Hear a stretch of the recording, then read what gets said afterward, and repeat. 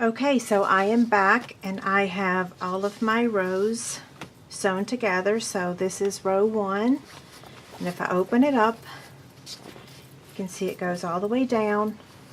Okay, so now if you look at my little tag here, I have a 1 on it, and then I have the word down. So what we want to do now is press our seams, and what I'm going to do is alternate pressing my seams up or down so that when I go to sew the next row to it, they will nest a little bit better. So I'm just, and did I do this right? Actually, I went up on that one. So what am I doing? Let me rewind for a second.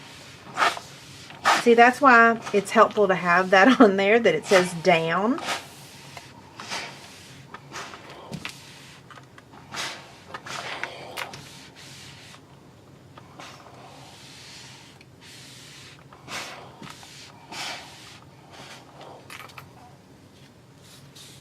Okay, this is a pretty fast process because this iron is super duper hot. I love it. It's a little heavy, that's my only complaint.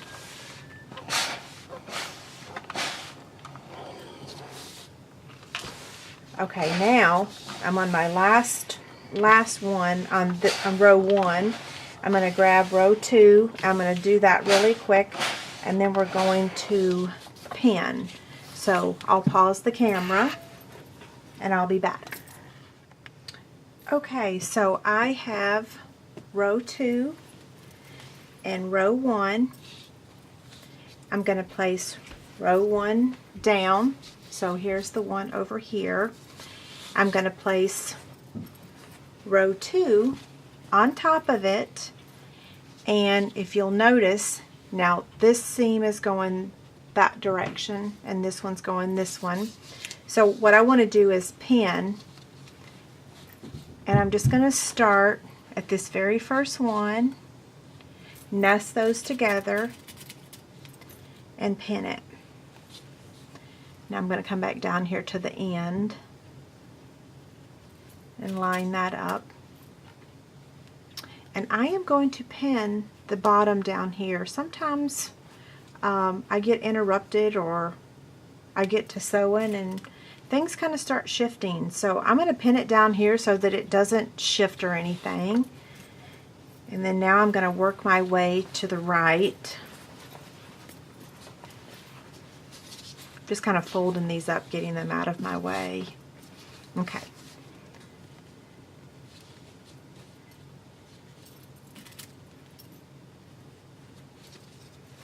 And moving on down.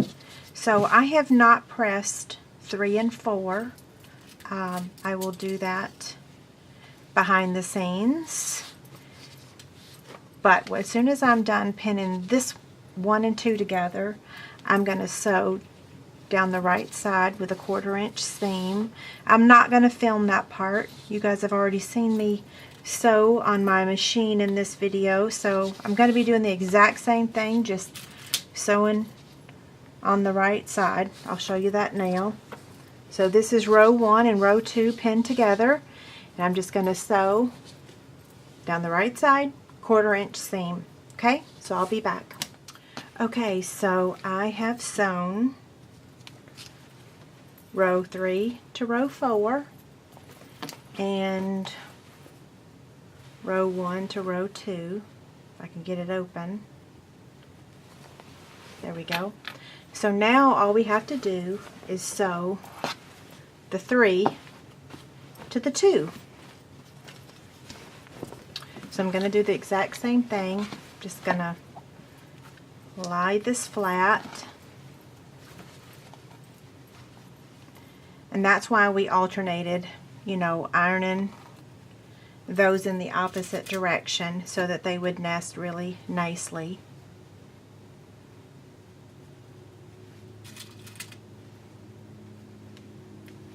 I'm pinning the left top and the left bottom just so it doesn't shift when I'm sewing it. And now we're going to finish pinning all the way to the end. I'm not going to film the sewing again just because it's very simple. We're just sewing a 1/4 inch seam. But when I'm done, I will come back. We will measure it so that I can show you how to determine your backing and binding fabric for your long arm quilter. If you're not taking it to your long arm quilter, I apologize. I don't really know how to do the quilting yet. Yeah, one of these days I'm going to. Okay. I think what I'm going to do is just go ahead and stop the camera because you guys have seen me pin enough. You don't need to see me do the whole thing. So I'm going to go ahead and pause the camera, wrap this up, and I'll be back to show you how to measure. Okay? Okay, so I have just sewn row 3 to row 2, and we are completely finished with our quilt top. Sorry that my desk is not large enough. One of these days I'm going to get an area big enough to film my quilting videos. Okay, so what we want to do now is we want to measure it so that we can determine our backing and binding fabric. So what you would do is take your measurements, and you can actually take this to the quilt shop, to the fabric store with you if you want. They can help you. Okay, so I'm just going to go straight across and measure it. And this measures, this one actually measures 39, so we'll write 39 by, and then let's measure the length.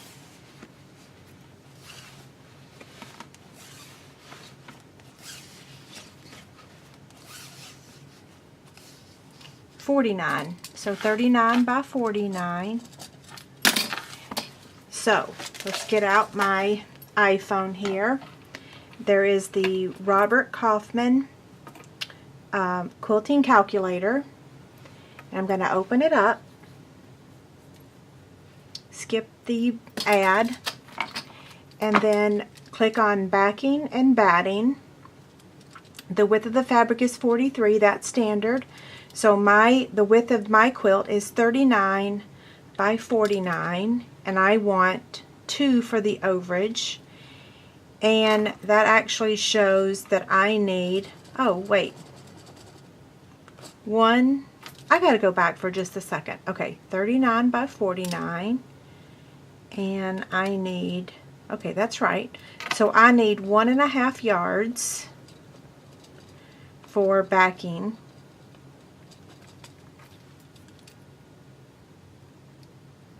And then now I'm going to do the binding. 43 is the width. My binding strip is 2 inches. The width again is 39 by 49. And my long arm quilter does the bias binding. So I clicked on bias and then calculate. And I need 1/3 of a yard for the binding. Sorry, my writing is so awful. Okay, so we've determined how much we need. The next step is I'm going to press the entire quilt, and the seams that I just got done sewing, I want to iron those down, okay? So I'm going to check for holes, make sure there's not any holes anywhere. I'm going to trim the extra thread. I'm going to get my backing and binding fabric, and then I'm going to take it to my long arm quilter. So if you have any questions, be sure to let me know. And if you would like to share your quilt on our Chicken Scratch Quilt Along Facebook group, that would be lovely. Okay, so have a great day. Thanks a lot. Bye.